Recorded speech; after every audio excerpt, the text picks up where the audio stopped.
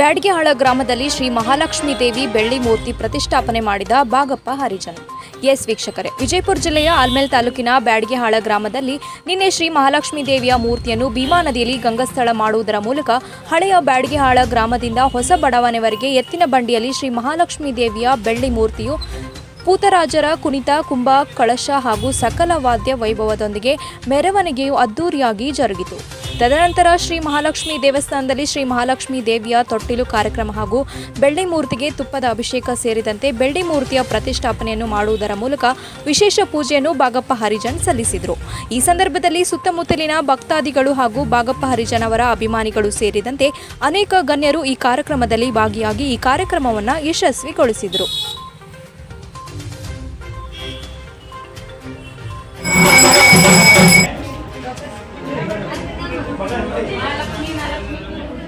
भगवते श्री महालक्ष्मी माता की जय।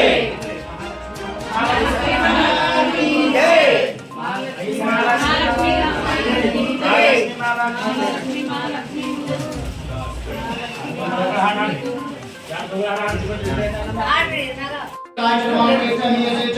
नमो रुक्षेभ्यो हरिकेशभ्यो नमस्काराय च कारणाय च नमः च मयोभवे च नमः शंकराय च नमः शंकराय च महेश्वराय च नमः शिवाय च शिवराय च सिद्धाय च कुल्याय च महावार्याय च वार्याय च नमः पुत्रणाय च उत्तरणाय च नमः आठव्याय च अध्याय च नमः शिष्टाय च प्रेम्याय च नमः सिद्धाय च भवाय च श्री पंचामृतेन मूलेन शुद्धोरेण स्नापयामि।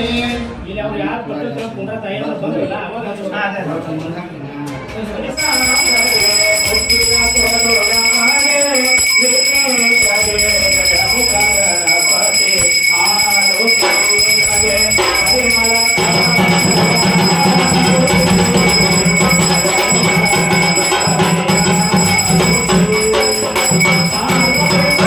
ಕಾರ್ಯಕ್ರಮ 3 ದೈವರ್ತವನ್ನು ಮಾಡ್ತೀವಿ ಸರ್. ನಾವು ಪ್ರತಿ ವರ್ಷ ಮಾಡಿದ್ರು ನಾವು 3 ದೈವರ್ತವನ್ನು ಮಾಡ್ತೀವಿ.